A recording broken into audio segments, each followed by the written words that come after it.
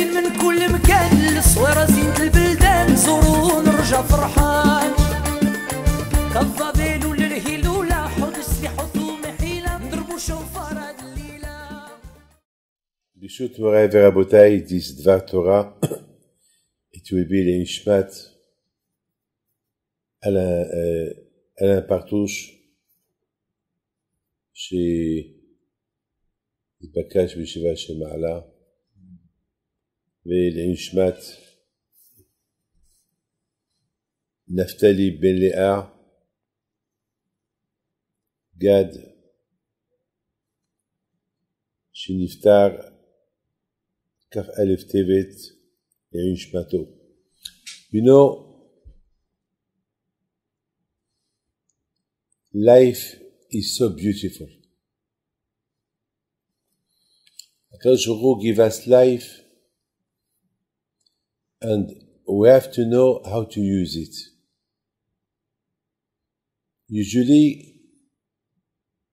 it's like you have a palace, and the palace you have everything. You have water, you have food, you have electricity, you have everything. Hashem, He created the world that this world is so beautiful and is well decorated. It's like you decorate your house. Flowers, trees, fields, la campagne, you know,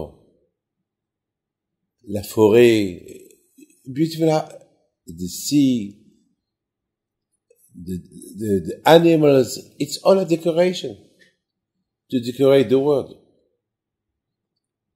All what you need is to take care of what Hashem give you. I remember a few years ago, I was invited for the inauguration of a beautiful house. It was so nice, so beautiful. 2 years ago, I was invited again there, but the house was terrible, disaster, because they did not entertain well the house. It was, I did not, I said, this is your house? He said, yes. So I said, what's going on?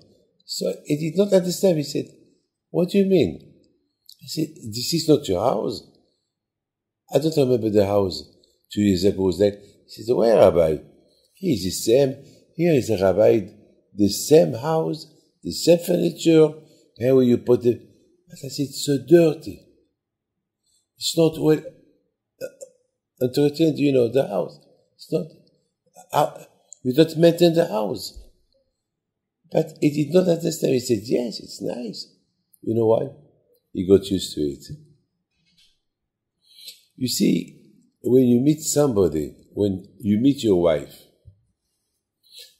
when you are doing the shidduch, everything is good.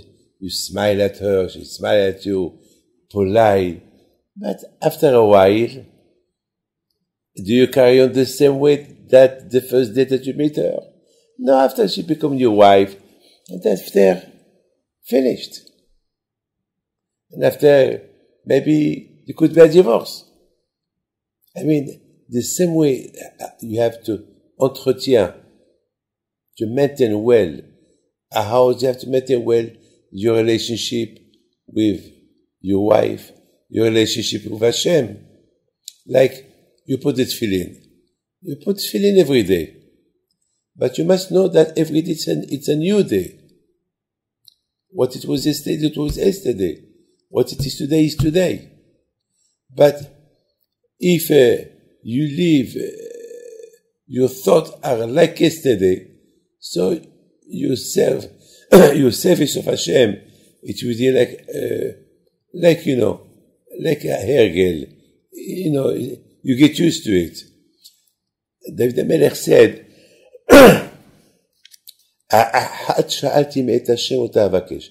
I pray to Hashem one thing. Hashem, help me not to get used to you. That always I will discover you in a new way. I don't want to get used to you, because if I get used to you, so I will not respect you well.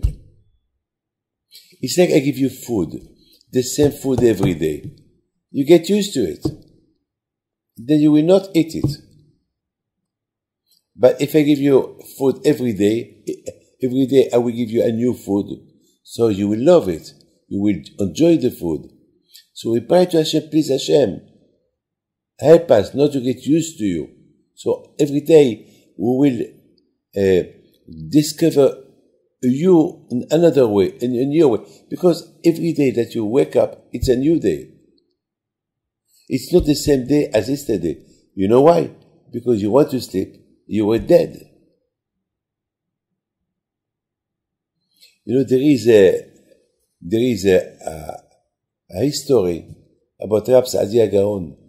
Rab Saadia Gaon, one day was invited by somebody, but that somebody did not know who was it. It was a big rabbi, Rab Saadia Gaon. And after, in the middle of the night, the owner of the house, he heard Rab Saadia Gaon, he was praying outside the house. And it was snowing, and the snow was falling on him, and he was praying. So the rabbi, the owner of the house, he woke up his wife. He told her, wake up. Our guest is a tzaddik, look what he's doing. So he went downstairs, he opened the door, he said, Rabbi, you are a tzaddik, I did not know that you are a tzaddik. Who are you? He said, well, do I have to tell you who I am? He said, yes, please, tell me, who are you? He said, well, I am Saadia Gaon. Rav Saadia Gaon, the well-known tzaddik, you? Oh, please, forgive me. He starts crying. Why are you crying? Because I should have given you my best room. I give you just the room. He said, no, you give me a nice room. No, I'm sorry. Now I know who you are. I did not know. Who were you? Why you do that to you? Why you pray in the street? Why you have to suffer? He told him, look, just a few minutes ago, you told me if you knew who I was, you would give me your room. Yes or no? He said, yes.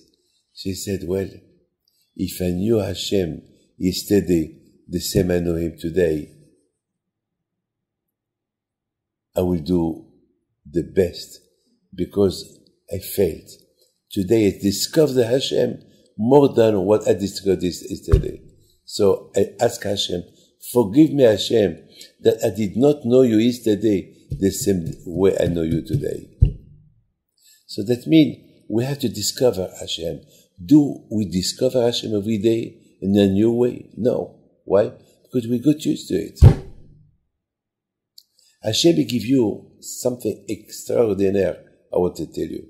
I was thinking, why the sun? Why Hashem created the night and the day? Why? Why Hashem created that there is a night, there is the day? And there is, I was reading a question, why we have to die? And why we have to eat? Why Hashem did not create a man that he don't need to eat? We don't need to eat. We don't need to go to the toilet. We don't need. I mean, Hashem can. Look, with the Jews, they were in the desert for 40 years. They did not go to the toilet. Can you imagine that? Did you know that? 40 years. All the time that they were eating the man, the food from the Shamayim. And the food of the Shamayim, it's not material, it's something spiritual. So for something spiritual, you don't go to the toilet. But you drink water. So the question is, why we drink water? You know why? It's very important to Hashem that Hashem knows that a man, he can get used to everything. If there is all the time day, so you will get used to the day. So there will be no change on you. You will get used to the life. But because Hashem give you the day and the night, so you know that the same way that there is a change, so always, you as well, you have to change. There's always a renew. But unfortunately, people, even with that, they get used to the day, and they get used to the night. They know the night to sleep, and the day to work, unfortunately. And that was not the tachlis. That was not the case. The case, that's why Hashem, He decided that we have to eat. Why? Because when you eat, you appreciate Hashem. Bracha. It's nice. It's good. This one is no good. Baruch Hashem, this is good rotten. It's no good. So at least you renew your life. You appreciate Hashem. You appreciate what Hashem. Now we understand why there is life and there is death. Because if you live, you will not appreciate Hashem. At least you know that one day you have to die. Can you imagine Mr. Alain Partosh, alav shalom? He made teshuvah with me. It was just a month ago. I went to his school. I put a mezuzah in his school. He built a school from his money. He did not collect money. From his money. A beautiful big school. Few $1 million. He spent only for boys that they have troubles. Study, autism. For people that no one want to touch them. No one want to help them. That's what he did. And he came for a simcha. He did teshuvah with me. He proposed me a big school about 25 years ago. But I was thinking, if I do the school, it's a big responsibility for me, and that means that I have to stay in Lyon. But I decided to go to live in Paris at that time. But to tell you, and just he came for a simcha. He came. Nothing. I mean, he was healthy. And he was coming out from the garage. A big truck hit him. He did not die right away. They called me. We prayed. Then they said he died. And then he revived. He revived again. So they called me, please, Rabbi David, he revived. So we were happy. So we prayed, and the end Hashem won the game. He took him. So you see, it's life. Life, even this man, alav shalom, Naftali, Nissan, alav shalom, Ben Leah Ben Nissan, alav shalom. I remember, it was very, very well. Somebody in New York, he's a good family, big Ba'al Tzedakah. And then he became very, very, very ill. So I said to Hashem, please Hashem, if you have to suffer like that, take him. I want to see him in the hospital. And Baruch Hashem, he passed away. I went to his funeral. And his children, Baruch Hashem, they followed the step of Hashem. I want to tell you something. You know, the children, exactly they do what the parents do. But, what it is very, very important, there is the Torah. Just imagine, this is the normal way of life. Ma'aseh avot siman labanim. What the parents do, the children will do. Now, what about if the parents, they were not good people? Do the children will be not good people? So there is the Torah. The Torah change. The Torah can change you. And not only it can change you, with the Torah, you can, if your father die, pass away, even if he's not well located in the other world, you, through the Torah that you study, you change him. You change his place for the place where he is. And the parasha of this week is beautiful. Ve'ele Shemot Ben Israel. This is the names of the Jews that they went to Egypt with Yaakov. I mean, I have a question. Why the Torah said this is the names of the Jews that they came to Egypt with Yaakov? We know that. We know that they came to Egypt with Yaakov. We know their names. Reuven, Shimon, Levi, Yehuda. We know that. Because in the previous parasha, it's written the names of the Shevatim, and it's written there in the Parashat Vayehi in Parashat Vayigash that Yaakov and his children they came to Egypt. So why this repetition? You understand? Why this repetition? I mean, the Torah usually don't repeat think twice. Why this repetition? And I was thinking the repetition is that you may think that in Eretz Canaan there were tzaddikim there because they had their own place, they have their own yeshivot, they have their own life. But now in Egypt it's a new life. Maybe here they change. Maybe here they are not the same Jews, the same children that they were there. Egypt, it's Egypt. I mean, a lot of people that they were in Morocco, they were religious.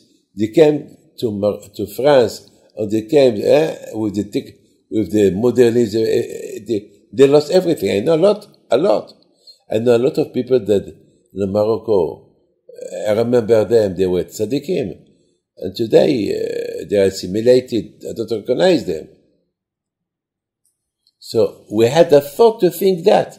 So the Torah said, "Ve'ele," the same way that how they were in Eretz Canaan with their parent Abraham, Yitzhak, and Yaakov, they were tzaddikim. They did not change in Egypt. Ve'ele Shemot Bnei Israel. Haba'im Israel. That's why this repetition. This repetition is to confirm that they maintain being the same Jews as they were before. They did not change. Why did they not change? Because at Yaakov. Because why Yaakov was a big tzaddik? Because Yaakov each time Yeshua. Because Yaakov never was the same. Always Yaakov changed. Yaakov, Yisrael, Yaakov, Israel, Yaakov. Always he changed. I mean, when you get used to something, is the worst thing when you get used to something. I mean, a rich man, the King David, he had a coin of money, and he put there not had the crown. Yes, the crown that the king put in their head, and the other side of the coins it was there like a shepherd. Because the King David was a shepherd. So why he did that? To remember, not because now I am a king, I forgot what I was before. So always, even because otherwise he will be a Baal Gava. So always he remember what he was before. So always he remained, calm down. And this is, my friend, this is the Torah. Torah changes you. When you study Torah, you discover always Hashem in another way. So automatically you're not the same. You are always somebody else with HaKadosh Baruch Hu. Ve'ele Shemot, and Baruch Hashem, during all the years that the Jews, they were in Egypt, even that they were slaves, they did not change their names, they did not change their clothes, they did not change their language. Why? Et Yaakov. They remember always that they were the grandsons of Yaakov Abinu alav shalom. Always. And this is the most important thing of a Jew. A Jew should, the only way that a Jew will be always, he will increase in his Judaism, only with keeping Torah mitzvot, studying Torah, and not to do things as usual. No. Don't think you're like a robot. You go to sleep, you wake up, you wash your feet, you go to the toilet, you put your clothes, you go to synagogue, you put tefillin, breakfast, work. It's like a robot. Every day, you have to, thank you, Modeh ani lefanecha, thank you Hashem. And, a new way, and a happy way, it's, you have to feel, it's the day. You see every morning, a morning it's sunny, a morning it's raining, a morning there is a storm, a morning always there is a change. Hashem, He created change. Why? Because if things will not change, you will get used to it. That's it. Look, even the water. Look, I want to give you something, an image that you will love it. Always the water, it walk. Always the water move. Do you know why? Because if you don't move, it will be bad. It will have bad smell. Always there is a change. Always you have to walk. Always it matters. Look at a mikveh. Even a mikveh. A mikveh, if you don't change the water, you have the dust coming on the mikveh. And the mikveh become, why? Because the water don't move. There is no circulation.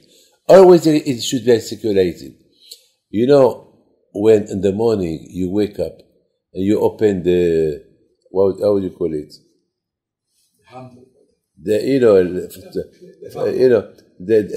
The hand of the water is not good that you drink the first water.